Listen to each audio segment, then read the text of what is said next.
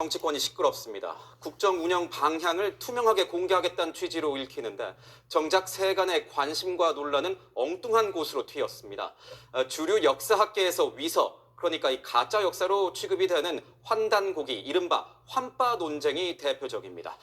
당장 야권에선 대통령이 설마 환단고기를 믿는다는 거냐, 그래서 연구를 하라고 압박을 한 거냐 같은 지적이 쏟아지고 있습니다. 논란이 계속되자 대통령실이 진화에 나섰는데 과연 뭐라고 했을까요? 먼저 백승현 기자입니다. 무슨 환빠 논쟁이죠? 저는 잘 모르겠습니다. 왜 몰라요 그걸? 그제 교육부 업무보고 도중 이재명 대통령이 꺼낸 환빠 논쟁.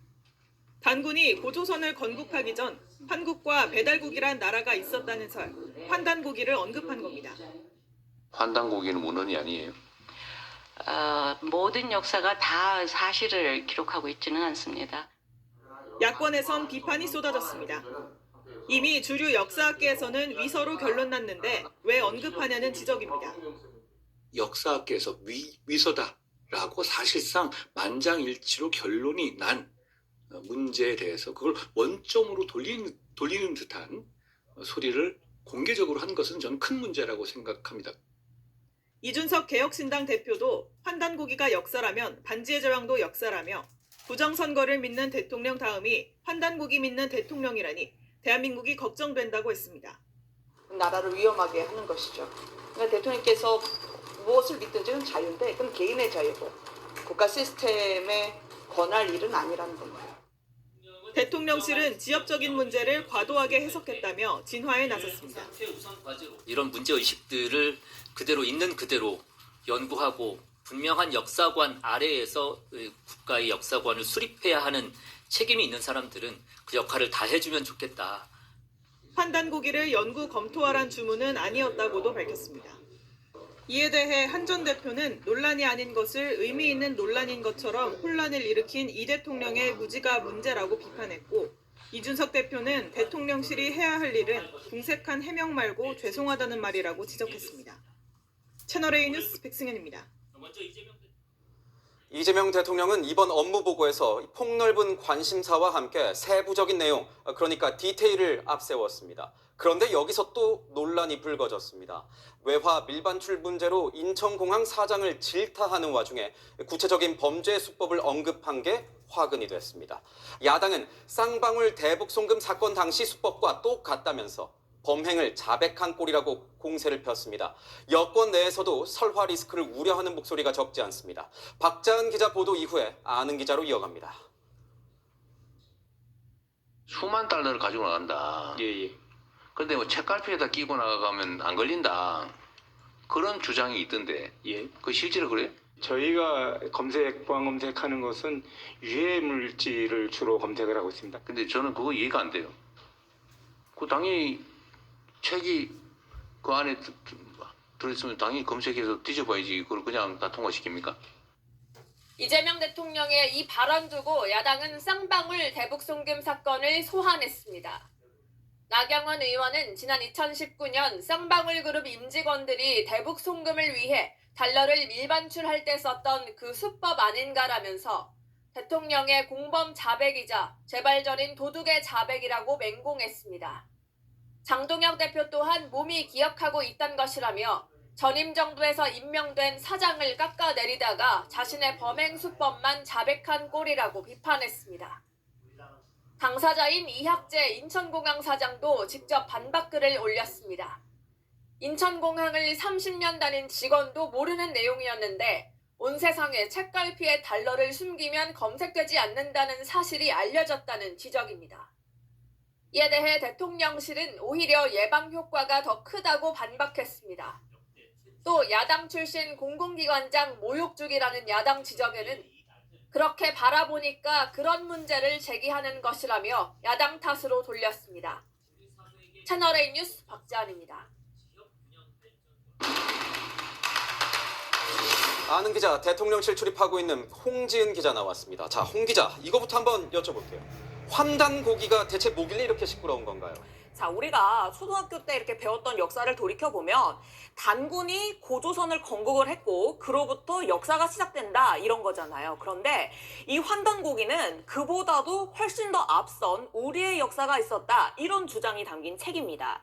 단군 신화에 등장하는 환인이 환국이란 나라를 다스리면서 한반도를 넘어 여기 화면에 보이시는 유라시아 대륙을 6만 년 이상 통치했다는 내용인데요. 주류 학계에서는 근대에 지어낸 가짜 역사서로 보고 있습니다. 극단적 민족주의의 사상인데다가 객관적 사료나 고고학적 증거 이런 것도 없다. 이렇게 이유를 말하더라고요. 그런데 이 환단고기가 갑자기 왜 등장을 한 거예요? 네, 바로 이 장면 때문인데요. 한번 들어보시죠. 이 역사 교육 관련해서 무슨 환빠 논쟁이 있죠. 저는 잘 모르겠습니다. 왜 몰라요 그걸? 당군 환단고기 예. 그 주장하고 연구하는 사람들을 보고 비하해서 환빠라고 부르잖아요. 동국역사재단은 고대 역사 연구를 안 합니까? 네, 이재명 대통령이 업무보고 때 동북아 역사재단 이사장을 콕 짚었습니다. 고대 역사 연구는 제대로 하고 있냐 이렇게 따져 물은 건데요. 야당은 윤석열 정부 때 임명된 이사장을 트집 잡으려다가 이렇게 검증되지 않은 역사관까지 끌고 왔다 이렇게 보고 있습니다. 대통령 발언에 무게가 있는데 어떻게 국정에 그리고 공개석상에서 유사 역사학을 논하냐는 겁니다. 무식한 권력자가 전문가와 국민을 가르치려다가 사고가 터졌다 이런 거센 비판까지 나왔습니다. 조금 뜬금없긴 합니다. 왜 저런 발언을 한 걸까요? 대통령실은 전체적인 그 발언 맥락을 한번 봐달라고 합니다. 대통령이 진짜 하고 싶었던 말은요. 친일 논란이든 위안부 문제든 분명한 역사관 아래서 이 재단이 역할을 해야 한다. 여기에 방점이 있었다고 합니다. 그 예시로 환단고기를 댄 거지 그 역사관에 동의를 한다거나 연구해라 이런 지시는 아니라고 하더라고요. 하지만 그 해명 또 비판을 받고 있습니다. 궤변이자 책임 회피라고요.